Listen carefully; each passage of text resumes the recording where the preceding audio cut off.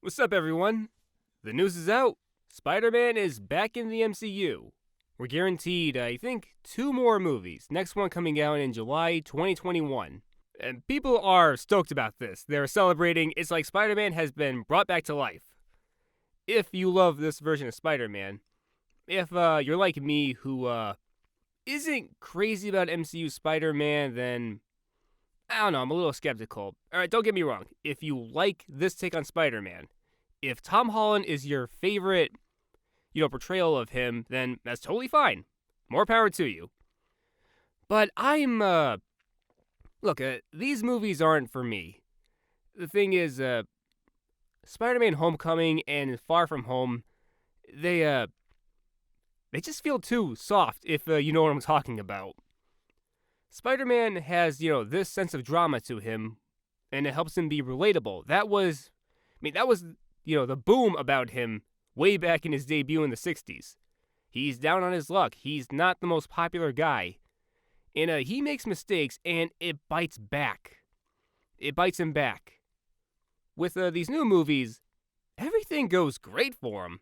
He's got friends in high places who give him these high-tech suits and gadgets and, AIs who can just help him out with detective work. The thing is, 3 major reasons that bothered me about Spider-Man Homecoming. I already said the first thing, being too soft on the audience. The other thing was Spider-Man Homecoming, and especially Far From Home, they were more like Iron Man movies than they were Spider-Man movies. The main antagonist, the Vulture, he has a grudge on Tony, but has no concrete reason to hate Peter. I like you, kid, but you get in my way, I'm gonna crush you. That was really it. Oh, and if Michael Keaton comes back as the Vulture for the next movie, that'd be sweet. It was really an Iron Man movie. He was, the cornerstone of it all, the plot. And Peter was just thrown into the mix. Although we do see his daily life, him going to school, living with Aunt May, and yeah, that is nice, but all this stuff about, Iron Man's tech and all of his weapons, they just get in the way. They just get in the way for me. And that movie tried way too hard to be funny, but it's not as bad as Far From Home. Does every character need to be comic relief? We can go a few minutes without being funny. Like, give us some breathing room. Have some drama play out. Let it feel organic. Peter's friends were being funny. His teachers were being funny. The villain and his lackeys were being funny. Aunt May was being funny. I don't really get these side characters. They just Oh yeah, another thing. What is the purpose of this Flash Thompson? I always got the impression that Flash was the appetizer villain for Peter to, fight with before he moves up to the bigger threats, bank robbers, the Rhino. That was Flash. He was the minor villain before, the huge upgrade Peter got in his crime fighting career. This Flash, he's not the traditional bully. I think the actor who plays him is shorter than Tom Holland.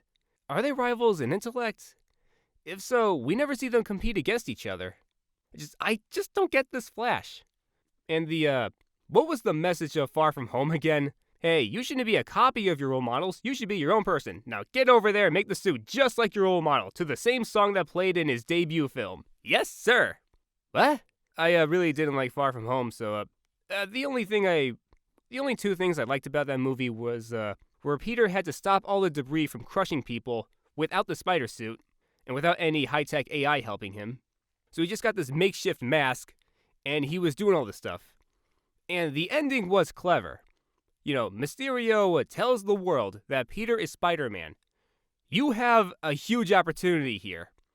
You have a fugitive Spider-Man movie. Like, criminals will be after his friends, his family.